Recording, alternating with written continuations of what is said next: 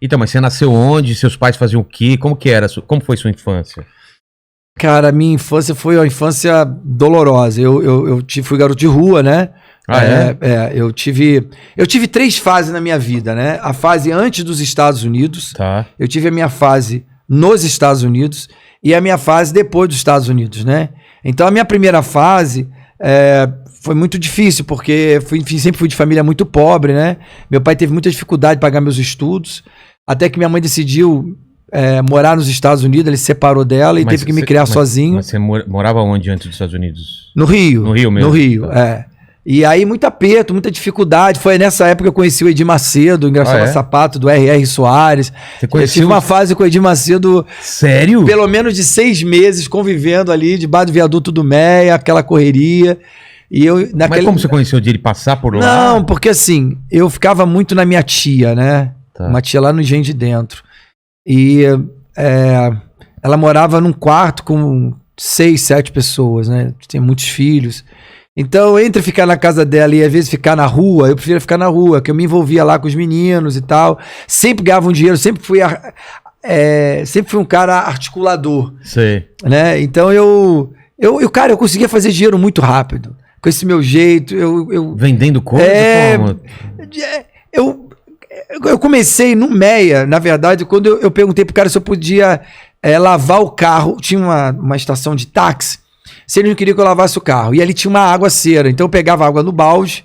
Cara, eu comprei um balde, aquele balde com uma esponja, e com aquele balde, com aquele rodo de menorzinho, sei. Eu conseguia ganhar dinheiro com aquilo. Caramba. E aí surgiu lá naquele coreto do Meia, o Edir começou a pregar os seus cultos, né, no início da sua carreira. E aí eu comecei a criar uma amizade com ele, com os bispos e tal. E aí isso foi brotando de forma muito natural. E aí ele vinha com aquele carro velho dele, eu pedia, senhor Edir, tu quer que eu te ajude? Aí pegava as caixas de som. O carro dele? Aí nisso ele me dava um troco. Eu sempre soube ganhar dinheiro, cara. Eu sempre fui um cara que sempre me virei nos 30. Nunca tive dificuldade, né? O que deixa a gente na dificuldade é uma pandemia como essa. Aí não tem o que fazer, né? A gente só sabe dançar, cantar, fazer show. Então, se não for isso, fica difícil. Tá fora do seu controle, né? Fora do controle. Mas fora isso, cara. E mesmo na pandemia, cara, acredite se quiser, né, não vou dizer que, eu consegui ganhar dinheiro, mas eu tentei me virar, pelo menos pra manter minha estrutura, meus filhos, pelo menos pra não perder a coordenação do que a gente vive, do que a gente propõe pra família, etc. A área dos artistas foi muito difícil, né? A gente foi o primeiro a parar e vai ser o último a voltar. A gente trabalha com aglomeração, né? É a coisa mais... Mas aí você tava lá, então, aí sua mãe decidiu para os Estados Unidos? Como que foi? Minha mãe decidiu ir para os Estados Unidos, casou com um gringo. Aqui, ela conheceu aqui ele? Conheceu ele aqui, no Rio. Tá. E aí foi embora, meu pai ficou muito mal, ficou muito arrasado. E eu tive uma discussão muito séria com meu pai nessa época, que ele me expulsou de casa com toda a razão, né? Eu dou razão hoje, avaliando num outro ângulo, de forma... Tipo, pai, né? A gente, hoje você tem outra perspectiva. A perspectiva minha é que hoje meu pai queria o melhor pra mim. Ele não tinha bola de cristal pra saber o que poderia ser do seu filho no futuro. Mas ele queria que eu estudasse, queria que eu fosse militar, que eu tivesse estudo. Eu estudei até a 4ª série. Tive pouco estudo, né? Então eu queria uma vida artística, uma vida que eu sonhava pra mim. Eu sempre fui um cara muito exibido, sempre gostava de dançar, de coreografar. Eu fazia aquelas danças de break, de rua. É mesmo? Sempre gostei. Depois virei pichador, pichava muro dos outros, pichei o muro da Candelária, o sino da Candelária, era coisa de maluco, era o macaco mesmo. Se pendurava lá nas torres, nos edifícios pra pichar, pra ficar famoso. Porque a minha intenção com piche, o que era? Sustentar meu ego, de ser um cara famosinho do bairro. O cara saber que era você que fez. Pra menina ver que era eu que eu tinha pichado. Eu lembro que uma vez o jornal... do almoço mostrou a ousadia dos pichadores e os caras deram um close no meu piche, né? E da onde? Do sino da Candelária. Aí, ai, cara, bicho, você é louco, meu! E eu fiquei famoso, eu chegava na outra, eu falei, tu é louco, como é que tu conseguiu? Eu falei, cara, dei meu jeito. O que você pichava? Você pichava seu nome? O que era? Eu pichava uma ilha. Eu pichava uma ilha do Havaí, chamada Waikiki. Ah, tá. Que era o seu... Era um perfil que eu tinha de pichador. Depois eu criei outros, mas, enfim, esse é o mais ficou, assim, famoso na época e tal. E, cara, eu desenrolava, e aí teu pai... Saía com gangue, com várias latas de Colorjet nas costas e... Eu brincava com isso, saiu uma gangue junto. E eu era o mais ousado, né, cara? Eu era o cara que meio que abria a frente pros outros pichadores, tá ligado? Eu ficava meio que... eu sabia da importância de ter uma notoriedade de um piche na parede. É coisa ridícula. Hoje eu vejo isso. Eu falei, como eu era idiota, caramba, como eu era babaca, como eu era maluco.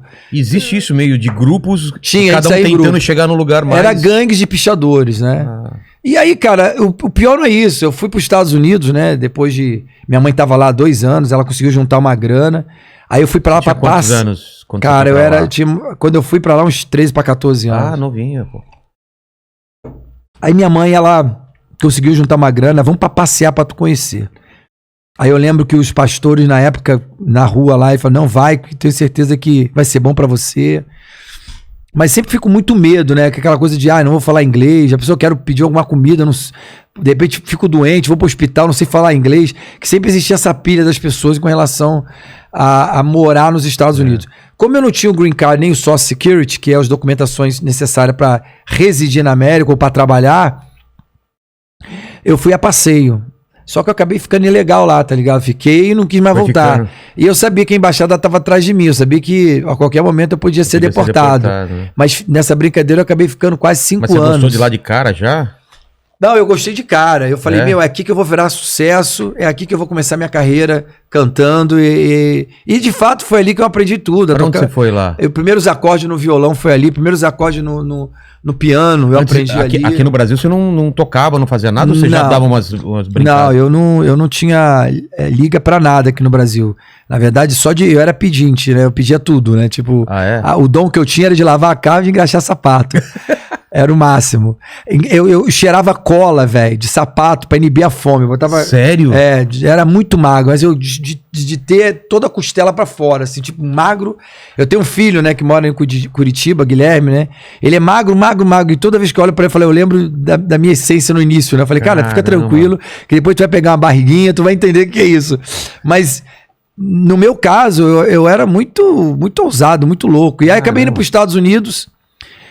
Para variar, acabei me envolvendo com várias gangues de pichadores. Você foi para lá? Eu fiquei em Rochester. Onde é isso? Fica interior de Nova York, lá pro fim do mundo. Tá.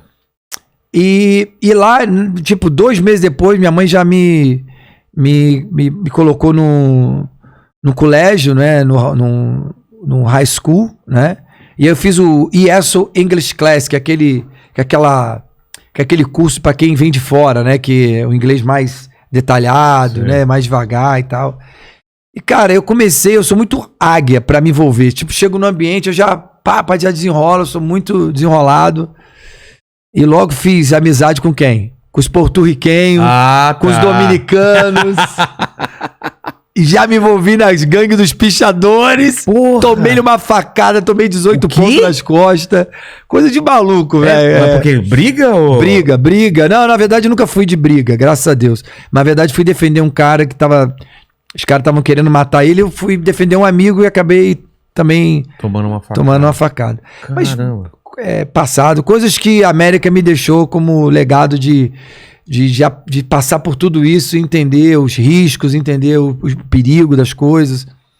Eu, nessa mesma época... Você ficava com os latinos lá e foi recebido já? Sim, aí nessa mesma época pintou uma oportunidade de trabalhar com o David Copperfield. O quê? Aí eu fiz a turnê do David Copperfield. Eu fui ninja, né, cara? Aqueles hold, sabe? Os caras que ficam no backstage. Cara. Aquelas roupas toda preta. E na época que ele era o cara... Abrindo cortina, levantando espelho. Porque... Mas ele era famosão já?